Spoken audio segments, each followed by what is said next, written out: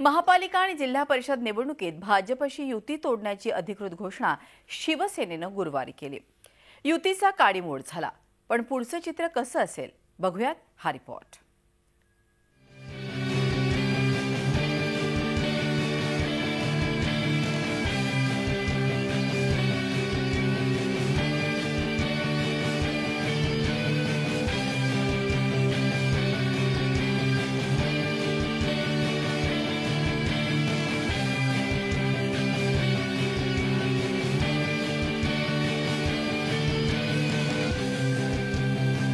शिवसेना भाजपच्या मोडलेल्या संसाराची ही कहाणी।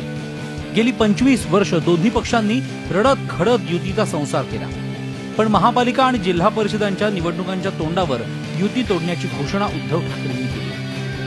आता याच्या पुढे भविष्यामध्ये शिवसेना एकटी महाराष्ट्रावरती भगवा फडकवेल। आता याच्या पुढे मी युतीसाठी कोणाही दारामध्ये कटोरा घेऊन जाणार नाही।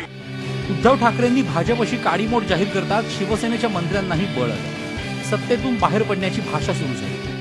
देखिए, हम सब मंत्री रिजाइन हमारे जेब में लेकर घूमते हैं, हमें वो सरकार की परवाह नहीं है, लेकिन फिलहाल साथ रहेंगे। जब उद्धव जी बोलेंगे हम रिजाइन देंगे। शिवसेनेच्या या स्वबळाच्या भाषेला भाजपनंही जोरदार प्रत्युत्तर दिलं। सत्ता हे साध्य नव्हे तर विकासाचं साधन आहे।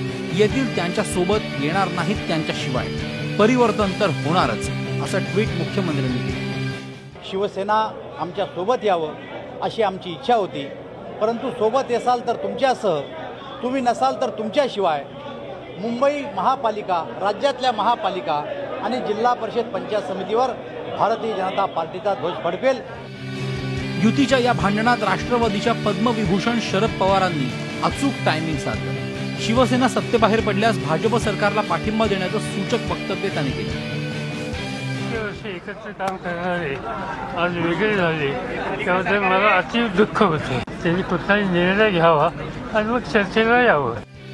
तुझं माझं जमेना आणि तुझ्या वाचून करमेना अशी अवस्था असलेल्या शिवसेना भाजपमध्ये नवी दंगल सुरू झाली, पण प्रचारात एकमेकांचे दात मोजणारे सत्तेसाठी पुन्हा एकत्र येतात हे उभ्या महाराष्ट्रानं पाहिलं। तोच फॉर्म्युला पुन्हा पाहायला मिळेल का? पिक्चर अभी बाकी है मेरे दोस्त। Bureau report, Zee media.